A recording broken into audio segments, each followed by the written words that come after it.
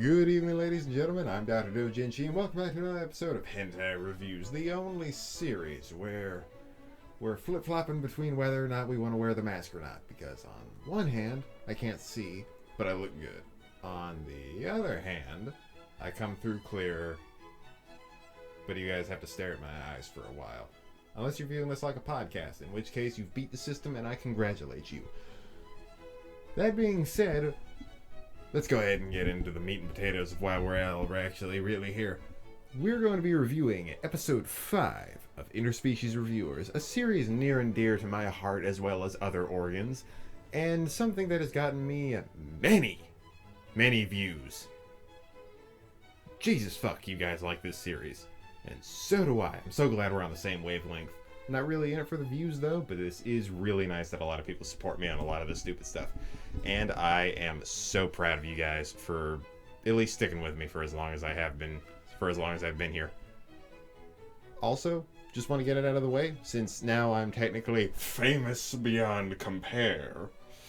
Like and subscribe if you like the video. You don't have to like, you don't have to subscribe, but like, if you're here for this, then you might as well. That being said, let's go ahead and get into today's review. Today's review starts off with pretty much the typical everything else that's been on every other episode of, well, this entire series. I can't necessarily say that it's always been at the same level of quality. Sometimes they dip, sometimes they come back, but 5 episodes in and you're not really bored, that's a sign of a good series. And I can safely say that this is an attention holder. You see, in the beginning of this entire episode, yeah, we're about 2 minutes in, and now I'm starting the actual review. Starting off, the entire opening itself gets drawn in as it shows off a hooded figure in a white coat walking up to a certain bird girl, 𝕳𝖊𝖓𝖙𝖆𝖎, the adorable little server maid bird girl. She's adorable. Even the little beep she makes. That's so cute. Starts off with a person in a white hood that is pointed at the top, going up to her after she had walked outside and handing her off a letter. Now, I know there's not a lot of cultural differences between America and Japan that make you say, what the fuck? Clearly there's no cultural differences, as we're almost exactly the same. Who would have guessed? Sarcasm, there's a fuck ton of differences. I don't know how I could have made that not as obvious. That being said, one of them, holy fuck, they did not get the message about why white hoods with pointed tips are bad. I'm gonna look past this because I've seen this twice in anime so far and I'm kind of used to it for some reason.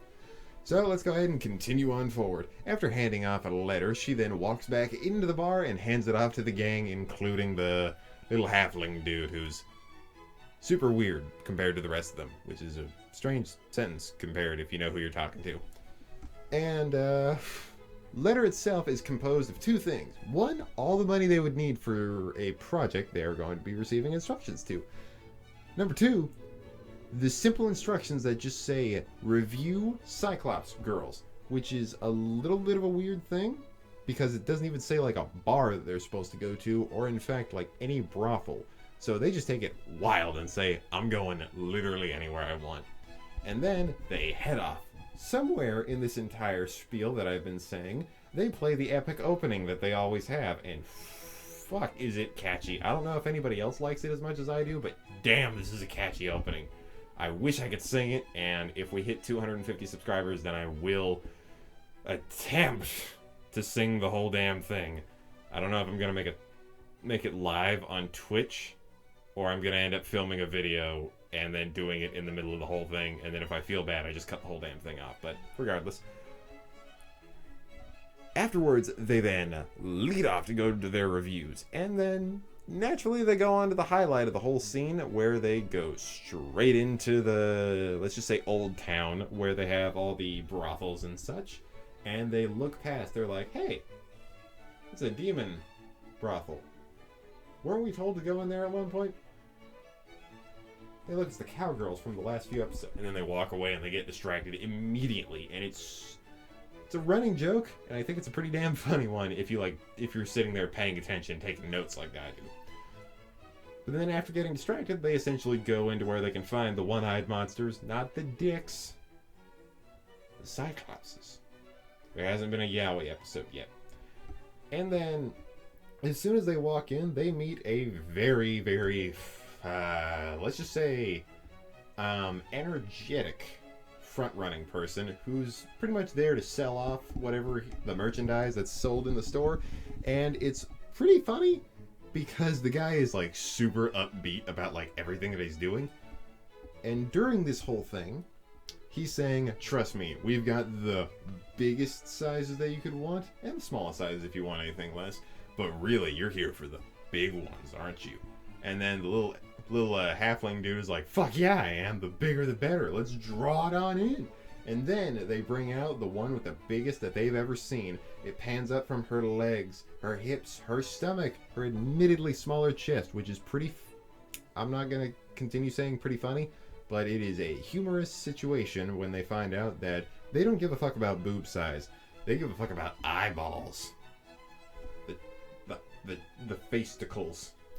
These puppies. And look on some people's faces is even better. And oh damn, there's a cultural difference almost immediately. As they walk in and the dude's like, first come, first serve, you get her, let's go. Into the back. And then they head off. They start going through the motions of like picking out which ones they want as they get there's a few of them request the smaller red ones, Krim being the weirdo who decides, I want the one with the big old retinas.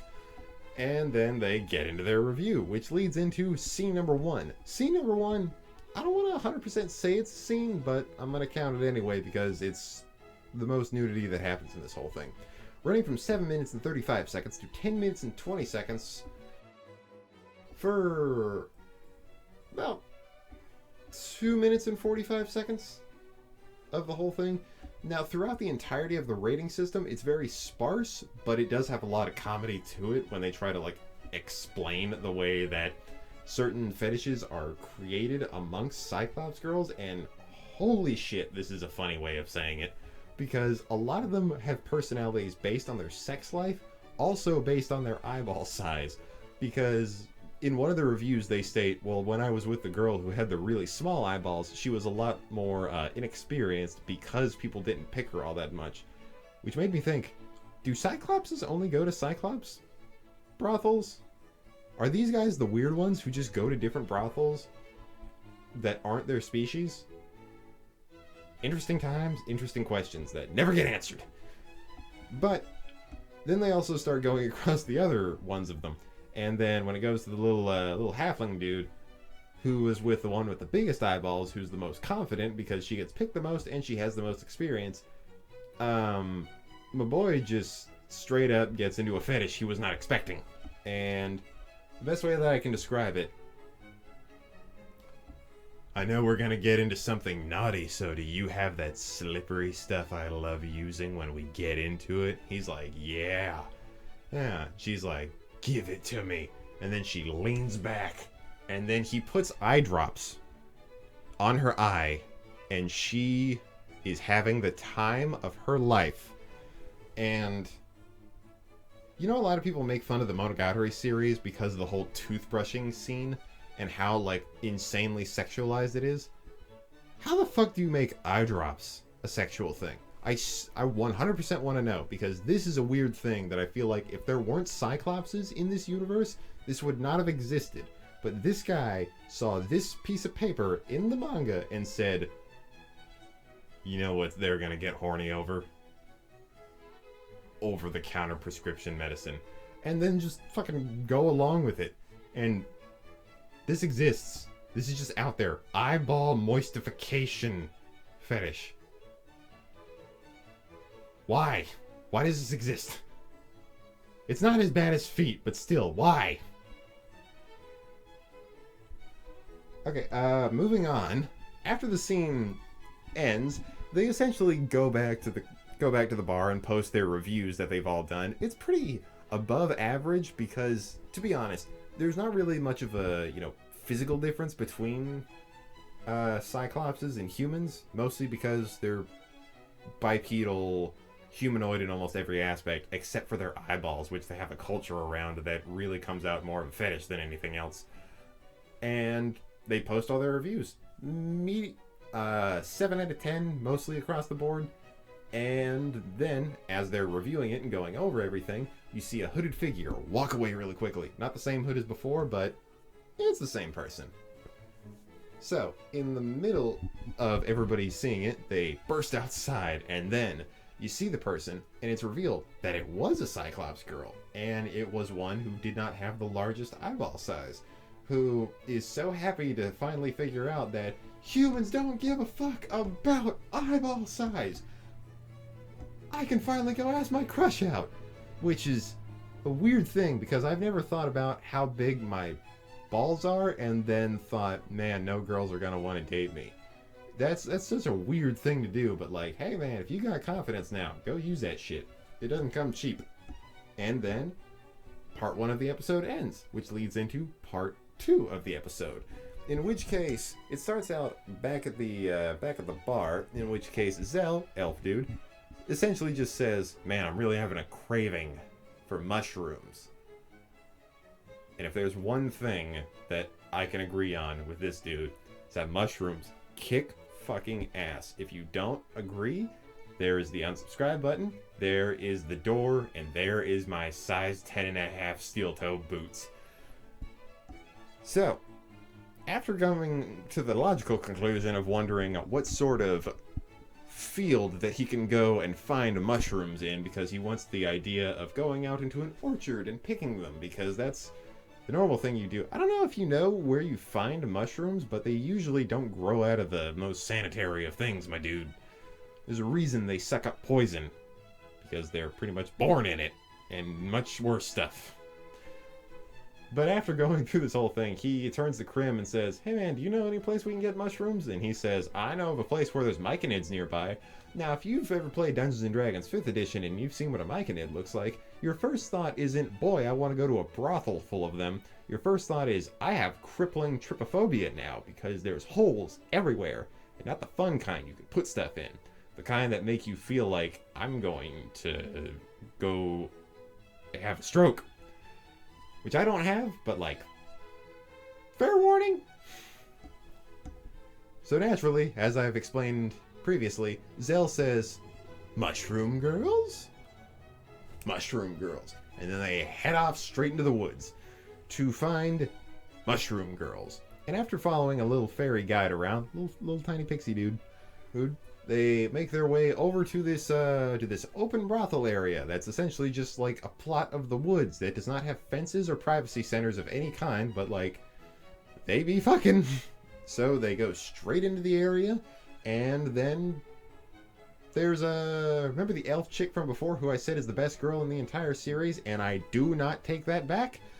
There's a mushroom version of her with little less dark circles around the eyes and a little bit more pep in her step. And they make a joke about how they look similar, but she also kind of sizes them up when it comes to like, who do you want to be with? And she nails pretty much the nail on the head and makes each one of them like, I got you. You like being strangled. You like toes. You like girls who are submissive. And then then she gets to Krim and says, you. The fuck are you?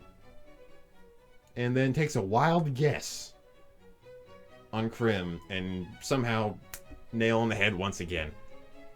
And then they get to scene number 2. That is odd, but scene number 2. Scene number 2 starts at 17 minutes and 50 seconds and goes all the way to 21 minutes on the dot. And the strange thing about this whole part is that a lot of the lewdness that comes from this whole series, these events, is insanely lewd, but there is technically no sex in it. Technically.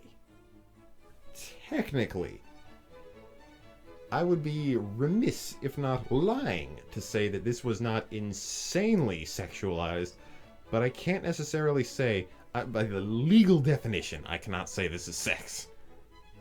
In the spiritual way, this is porn. And that's what this is. I don't know how to describe it. because I'm terrified of getting a strike, because I've already gotten a thumbnail removed in a previous video. Thank you, YouTube. You are you are love of my life and the fun in my afternoons. But I'm going to go ahead and not explain it because I'm more asking you to watch the series yourself. You can watch it for free on the same website I do too. 𝕳𝖊𝖓𝖙𝖆𝖎. Spelled exactly like that. 𝕳𝖊𝖓𝖙𝖆𝖎. And yeah, they get through the whole thing, and then it slowly starts to pan out as it goes back to the way that these things mostly end. They are rated extremely high because mushrooms are awesome. They go on pizza. They go on pizza a fuckload more than pineapple. Never tried it, but mushroom succeeds above it in every way, shape, and form. I don't take criticism on that. And then it ends with, once again, another banger outro that just, every time, it's one of the only series where I watch the intro and I watch the outro because damn, they're good. And yeah, that's where episode 5 ends. Episode 5 of Interspecies Reviewers. Overall, was it as good as the rest? I'd say it's one of the highlights of the series so far. One of the better ones, with a more diverse idea, much more human-esque version, mixed in with one that essentially needed more moification than anything else to turn it into an anime likable waifu. And yeah, I'd say it's one of the better episodes so far, but then again, we've got a few to go. So, would I recommend this episode? Fuck yes. Would I recommend skipping directly to this episode? No. Watch the whole series to get the full benefit of it and appreciate it more and more the further you go. That being said, I think I'm going to end it right here. Thank you everybody for being here. This has been a insane ride so far because the last thing I said in a video was, holy shit, I have 164 subscribers. I recently checked on it after I got off work today and I'm at 167. Hello, 3 new people if you're watching this. In the words of Patrick Star, I love you. And I guess this is where we're gonna end. Thank everybody for being here. I'm grateful as fuck for each and every one of you, and hopefully we can keep this momentum going and eventually reach goals that I thought were impossible. And I can't say enough. Thank you everybody, and remember, have a nice day, don't be a dick, there's too many of them, and wash your fucking hands. I've been the Doctor. Peace.